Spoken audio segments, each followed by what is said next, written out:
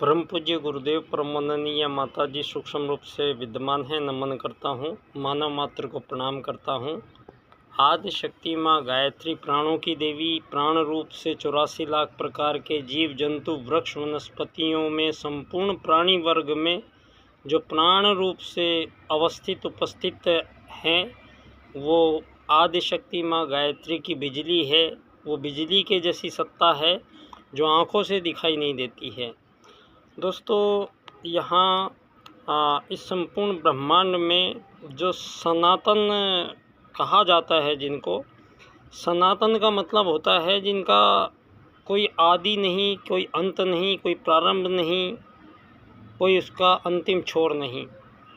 तो यहाँ इस पूरे ब्रह्मांड में 3 सत्ताएं ऐसी हैं जो सनातन हैं। यहाँ चाहे पेड़ रहे, पौधे रहें, वृक्ष रहे, चिड़िया तोते कबूतर बंदर रहे या नहीं रहे, यहाँ इनमें से जो दृश्यमान जगत उपस्थित होता है, ये जो दिखाई दे रहा है, इन सब के पीछे जो दिखाई देने वाली सत्ता है और जो संपूर्ण जीवों में कार्य रूप से परिणत होने वाली जो प्रत्येक संसार भर की गतिविधियां दृष्टिगोचर हो रही हैं, चाहे वो मानव समुदाय कोई क्रियाएं कर रहा है, चाहे वो पशु पक्षी अपनी क्रियाएं कर रहे हैं, चाहे वो वृक्ष वनस्पति अपनी क्रियाएं कर रहे हैं, अपनी संपूर्ण जीवन काल की अवधि में जो यात्रा नामक एक पड़ाव पर जो धरती पर संपूर्ण जीव आए हैं, इन संपूर्ण जीवों में जीवन रूप से उपस्थित होने वाली शक्ति आदि शक्ति माँ गायत्री भी सनातन है। दोस्तों, संपूर्ण ब्रह्मांड में जिस जो क्रिएटर है वो ईश्वर है, जो वो सूक्ष्म परमाणुओं से बना है और वो हमारी चमड़े की मोटी आँखों से दिखाई देने वाली सत्ता नहीं है। तो यहाँ परमात्मा सनातन है। ऐसा कोई समय नहीं था, ऐसा कोई काल नहीं था जहाँ परमात्मा यहाँ विद्यमान नहीं था। और दूसरा जो सनातन है, यहाँ सनातन आदि शक्ति माँ गायत्री के वो प्राण हैं जो विभिन्न आकृति प्रकृति के शरीरों में, दृश्यमान अदृश्यमान शरीरों में जो प्राण जीवन रूप से उपस्थित बिजली नामक सत्ता वो जो है, वो भी आँखों से दिखाई नहीं देती है और सनातन है, हमेशा विद्यमान रहती है। हमेशा ही परमात्मा विद्यमान रहता है और हमेशा ही आदि शक्ति माँ गायत्री विद्यमान रहती है।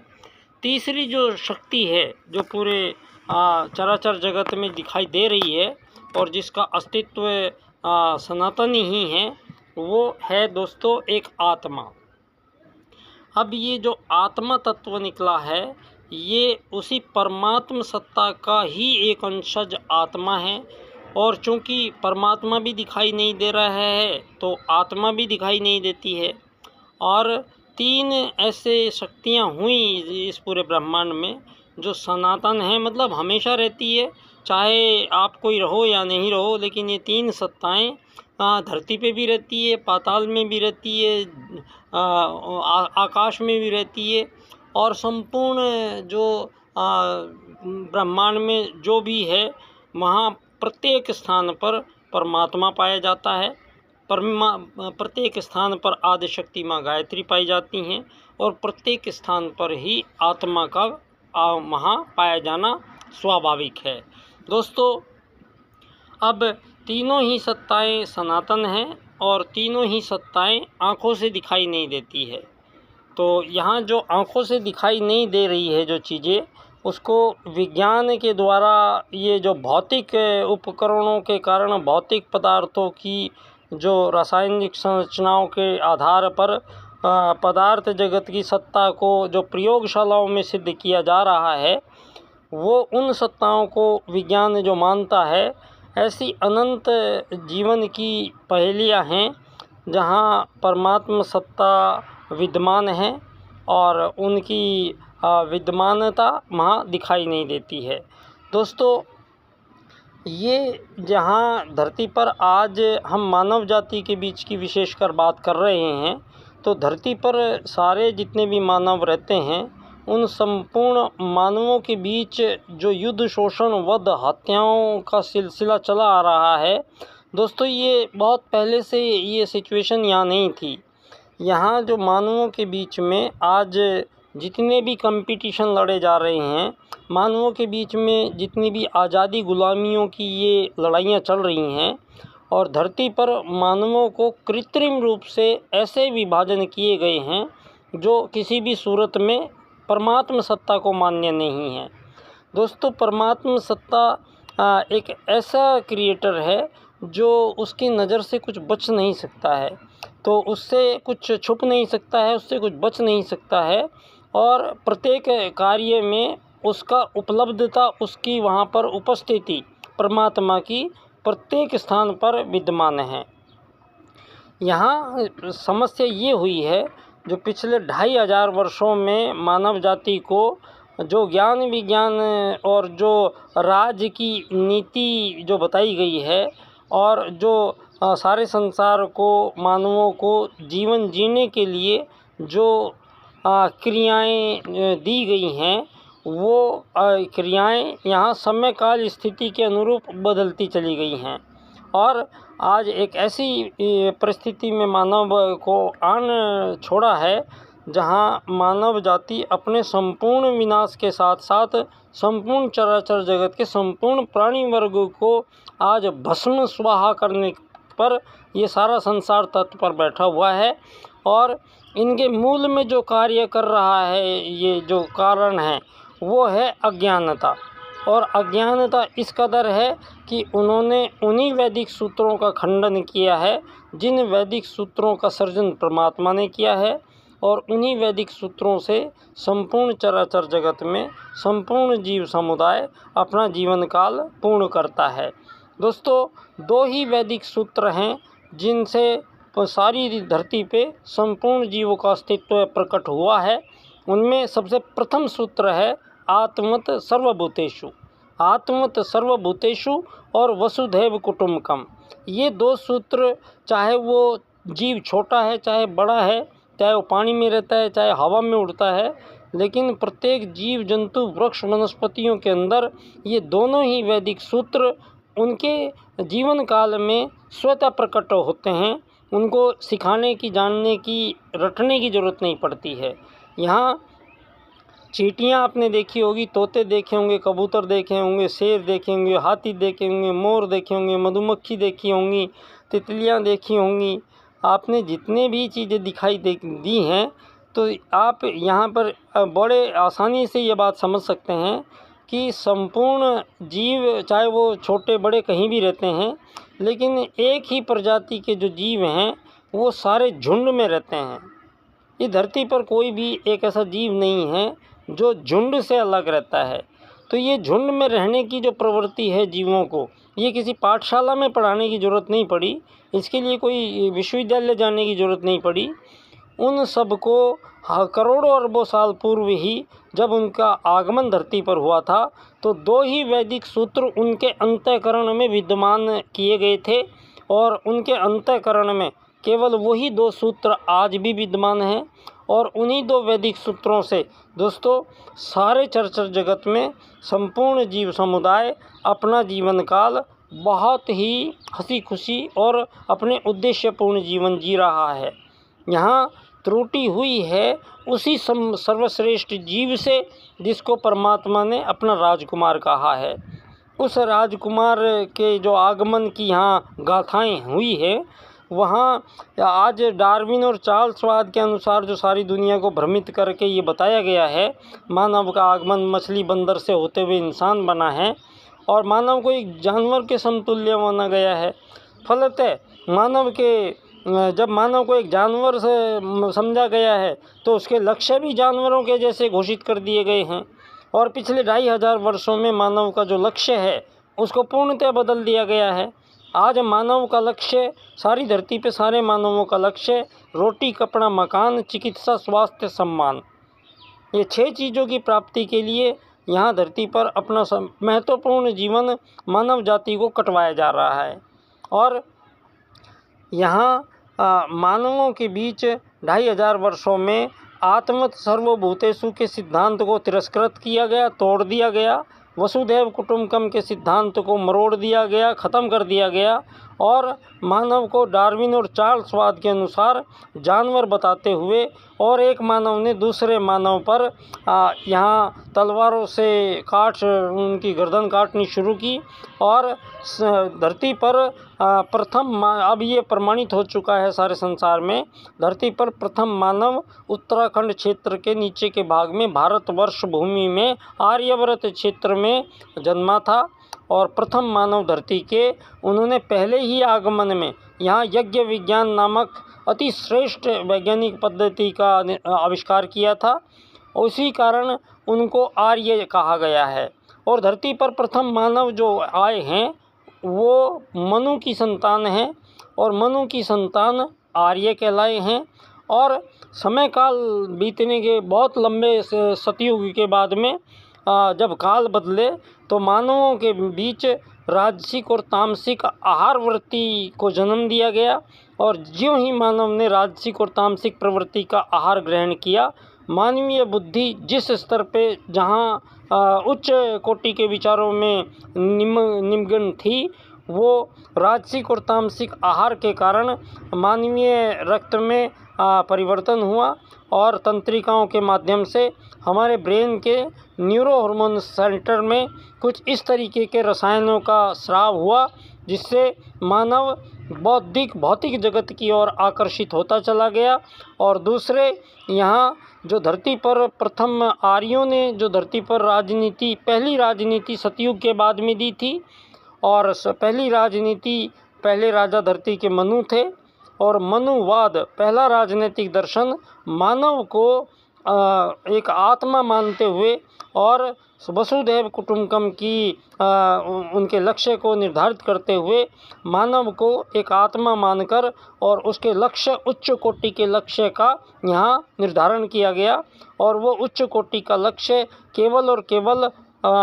मोक्ष प्राप्ति है। मोक्ष मरने को नहीं कहते हैं। तो दोस्तों, मानव को जो मानव दिखाई देता है ये मानव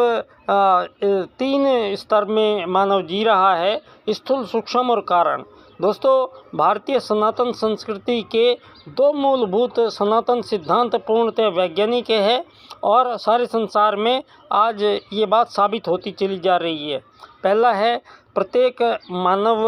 आत्मत सर्वभूतेषु के सिद्धांत के अनुसार यहाँ धरती पर सतयुग में आए और मानवों ने अपने दूसरे मानवों में अपना अक्ष देखा और धरती संपूर्ण धरती इनका क्षेत्र था। तो आर्यव्रत क्षेत्र था संपूर्ण धरती और आर्य ही लोग संपूर्ण धरती पे प्रथम बार आए थे। और समय काल बीतने के बाद में धरती पर पहली राजनीति की आवश्यकता पड़ी। आर्यों द्वारा प्रथम राजनीति धरती पर प्रस्तुत की गई। आर्यों के बीच 3 चुनाव कराए गए, धर्म या अधर्म में से एक का चुनाव, अर्थ या धर्म अधर्म में से एक का चुनाव, राजकता या अराजकता में से एक का चुनाव और नीति या अनीति में से एक का चुनाव। तो धरती पर इस प्रकार से प्रथम राजनीति का आगमन आर्यों के द्वारा हुआ और मनु महाराज ने वो राजनीति प्रस्तुत की और मनु महाराज ने मानव जीवन को एक आत्मा मानते हुए मानव जीवन को अपने उद्देश्यपूर्ण जीवन की प्राप्ति के लिए धर्म अर्थ काम मोक्ष प्राप्ति का लक्ष्य तय किया गया। और मानव चूँकि पहले छोटा बच्चा होता है, फिर थोड़ा बड़ा होता है, फिर जो युवा होता है, फिर बूढ़ा होता है, फिर मर जाता है। तो इन अवस्थाओं को देखते हुए मानवीय शारीरिक में इन हमारे मस्तिष्क का विकास बुद्धि के अंदर सक्रियता अवस्था के अनुरूप होती है। किस अवस्था में मानव को किस प्रकार के कर्म करने चाहिए, ये सबसे पहले निर्धारण यहाँ ब्रह्मचर्य ग्रस्त वानप्रस्थ और संन्यास आश्रम के माध्यम से मानव जीवन को उच्च कोटि का जीवन काल, जीवन नीति, जीवन संहिता प्रस्तुत की गई है। उन आर्यों ने वो प्रथम आर्य मानव जिनकी औलादे बाद में जब आर्यों ने आर्य पद्धति को फॉलो नहीं किया तो बाद में आर्यों ने उन लोगों को देश निकाला दिया और आर्यवत क्षेत्र से उन लोगों को देश बहुत दूर भेज दिया गया। इस प्रकार से आर्यों में से ही निकले हुए लोग सारी धरती पर फैले हैं। आज अमेरिका में जो पाताल लोक कहा जाता था, राजा बिलीविया आज भी वहाँ पर मौजूद है। और धरती पर सबसे प्रारंभ काल में जो ये भारतीय ये आर्यव्रत क्षेत्र है, इसमें सुदूर पूर्व के जितने भी द्वीप आते थे, इस पूरे क्षेत्र को ही स्वर्ण द्वीप समूह कहा जाता था। ये एक ही दुनिया थी, स्वर्ण द्वीप समूह, और उस स्वर्ण द्वीप समूह को संचालन जो होता था वो भारतीय अध्यात्म शास्त्र के मनीषियों के द्वारा संपूर्ण संसार में राजनीति, धर्म नीति, समाज नीति, अर्थ नीति ये किस प्रकार की हो, किस प्रकार की इन्होंने बनाई, सारे मानवों को एक आत्मा मानते हुए उन लोगों के बीच में किसी भी प्रकार का विभेद बिल्कुल भी नहीं था। इन पिछले 2500 वर्षों में बाद में मनुवाद को तिरस्कृत हमारे ही लोगों ने जातियां बना डाली, और उसी को जातियों पे अत्याचार वो लंबे समय तक हुआ। तो मानव के अंदर उद्वेलनता हिंदू समाज में आई, और उद्वेलित होने के कारण आज ये सब खंडित हो चुका है। लेकिन अब ये भी बात एक साबित होती है कि जो आर्यों ने प्रथम बार, ये कोई जाति नहीं थी, आर्यों ने जब अनार्य लोग अचानक आर्यों पे आक्रमण करने लगे, उस समय अनार्यों के द्वारा आक्रमण से आर्यों के सारे रिसर्च बेकार हो जाती थी, और आर्यों के बाल बच्चे, बूढ़े, स्त्री, पुरुष सभी को युद्ध लड़ना पड़ता था, और जान माल की ज़्यादा हानि होती थी, और उनका कराया रिसर्च बेकार होता था। तो वहाँ पर पहली बार आर्यों ने बैठ के ये चिंतन किया कि जिस प्रकार की अवस्थाएं हमारे समक्ष आ रही हैं, तो हमें कुछ व्यवस्थाएं अन्य बनानी पड़ेगी। तो इस प्रकार से पहली बार मानवों को अलग अलग कार्य करने के लिए कहा गया। यहाँ पर आर्यों ने सबसे पहले जो सुदृढ़ पौष्टिक सुदृढ़ शरीर के लोग थे, उनको युद्ध कला सिखाई गई और उनको क्षत्रिय कहा गया। और दूसरे जो बाल बच्चों को पढ़ाए, बच्चों को ज्ञान दे पाएँ, ऐसे बुद्धिमान तीक्ष्ण लोग, उनको ब्राह्मण कहा गया। और जो उनकी खान पान, आहार विहार की संपूर्ण व्यवस्था करेंगे, उनको वैश्य कहा गया। और कुछ लोगों को साफ सफाई का जिम्मा दिया गया, उनको शूद्र कहा गया। तो ये कोई जाति कोई भी नहीं थी, ये सारे के सारे एक ही आर्य थे। लेकिन उन्हीं आर्यों ने ये व्यवस्थाएं बनाई, और जब उन पे अनार्य लोग अचानक से आक्रमण करते थे, तो वहाँ पर युद्ध लड़ने के लिए केवल क्षत्रिय लोग जाते थे, और बाकी के लोग अपना काम सुचारू रूप से करते रहते थे। इस प्रकार से यहाँ ब्राह्मण, क्षत्रिय, शूद्र, वैश्य प्रकार के कार्यों को करने वाले लोगों को यहाँ वेद के माध्यम से प्रकट किया गया है। हमारे ही बाद में लोगों ने ये ब्राह्मण का लड़का ब्राह्मण ही होगा, क्षत्रिय का लड़का क्षत्रिय ही होगा, ये जो विकसित परंपराएं हुई हैं, ये बहुत ही मानव पे अत्याचार, एक लंबे समय तक पीड़ादान तक, मर्मांतक मानव के द्वारा मानव का शोषण, दोहन, युद्ध, हत्याएं, वध, गुलाम बनाने की प्रथाएं, अमीर गरीब बनाने की प्रथाएं, ये मानवों के बीच संपूर्ण विभाजन पैदा जो हुए हैं, वो ये पिछले 2500 वर्षों में, 2500 वर्ष से पहले ना कोई हिंदू था, ना कोई मुस्लिम था, ना कोई सिख था, ना कोई ईसाई था, ना कोई जैन था, ना कोई पारसी था। और ये पिछले षड्यंत्र ये हुआ है कि पूरे ईसा काल में ये बताने की कोशिश की गई है मानवों को कि ये डार्विन से विकासवाद हुआ है और मानव जंगली जानवर था। अब हाँ, जितना आपका विज्ञान तरक्की किया है, तो आज नासा ने जो लेटेस्ट रिसर्च आज बताई है, भगवान श्री राम का 7000 वर्ष पूर्व भारत में आगमन और भगवान श्री राम द्वारा बनाया गया श्री राम सेतु पुल आज भी विद्यमान है, और नासा ने उसको प्रमाणित किया है। जहां नासा ये प्रमाणित करता है, वैसे ही आपका ये चार्ल्स और डार्विनवाद और आपकी ये पूंजीवादी जो व्यवस्था, धन आधारित जीवन पद्धति का निर्माण जो दुनिया में हुआ है वो पिछले इन्हीं ईसा काल में हुआ है। और ईसा काल से पहले पंडित दीनदयाल उपाध्याय जी अपने जीवन में परम पूज्य गुरुदेव के निर्देशन में उन्होंने विश्व राजनीति के पुनरुद्धार का जो कार्य किया है, धरती पर पहली बार पंडित दीनदयाल उपाध्याय जी ने राजनीति करने से पहले मानव के परिचय को पहले प्रमुखता दी गई है और मानव के परिचय को एक आत्मा माना गया है और आत्मा मानकर मानव को राजनीति करने का विज्ञान प्रस्तुत हुआ है। और दीनदयाल जी के अर्थायाम में एक ऐसा सूत्र धरती पर पहली बार यूज किया गया है जो इस अमीर गरीब मालिक नौकर का सलटारा करता है। जो चीज़ पिछले 2500 वर्षों में पैदा की गई है, इससे पूर्व मानवों के बीच ये कोई अमीर गरीब मालिक नौकर, ये गुलाम और आज़ादियों का कोई झंझट नहीं था। तो अब परम पूज्य गुरुदेव ऐसी विषम बेला में जहाँ एक तरफ सारी दुनिया परमाणु के ढेर पर बैठी हुई और सारी मानव जाति का सत्यानाश, संपूर्ण जीव समुदाय का सत्यानाश करने पे उतारू हैं, दूसरी तरफ विज्ञान द्वारा artificial intelligence, artificial general intelligence का जो प्रयोग मानवों के बीच किया जाने लग गया है, ये मानवों के सब जान रहे हैं कि मानवों द्वारा धरती पर किए गए 85% जो काम हैं वो उनसे छीन लिए जाएंगे अभी 2-3 साल में। तो फिर मानव यहाँ आके करेंगे क्या, किसी के पास कोई प्लान नहीं है। क्योंकि जो दुनिया राजनीति से चली है, ये आज़ाद देशों के रूप में बटे हुए अपनी अपनी डपली अपनी अपना राग बजाने वाले लोग और एक दूसरे को दुश्मन समझने वाले लोग, एक दूसरे से को पछाड़ने वाले लोग, एक गलत दिशा में इनको डाला गया है। न एक ही प्रजाति के जीवों में आत्मवत् सर्वभूतेषु के सिद्धांत के अनुसार, पंडित दीनदयाल उपाध्याय जी के एकात्म मानववाद के अनुसार मानवों के बीच किसी भी प्रकार का विभाजन परमात्मा को स्वीकार नहीं है।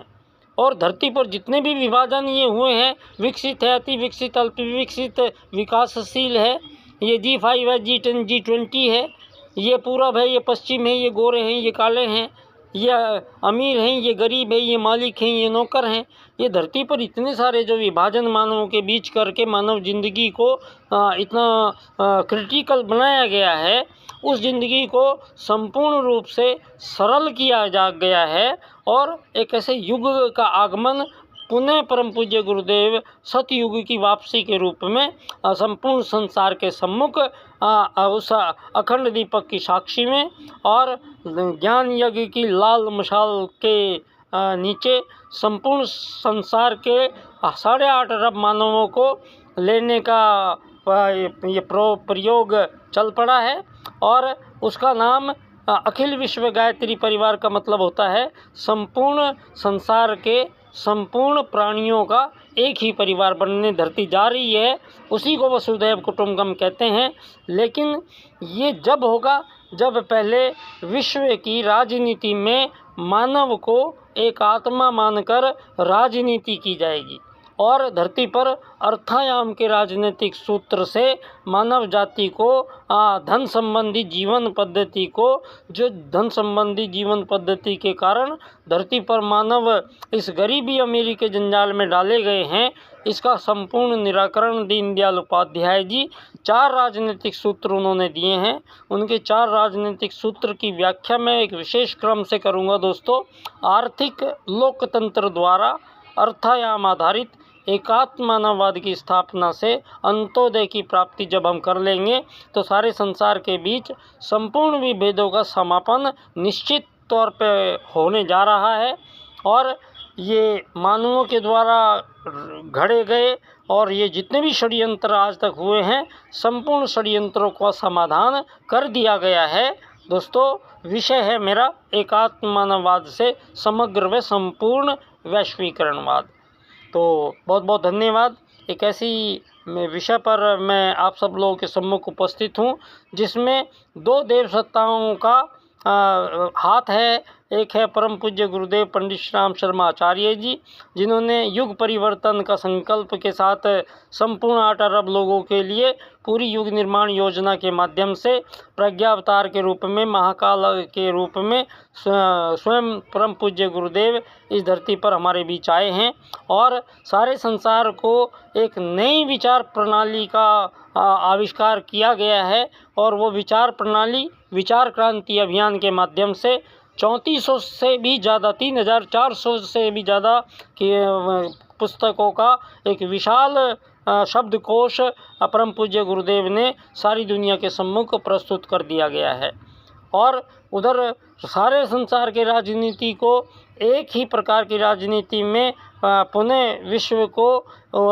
उसी सूत्र में लाने का ये संपूर्ण कार्य दीनदयाल उपाध्याय जी के 4 सूत्रों ने किया है। और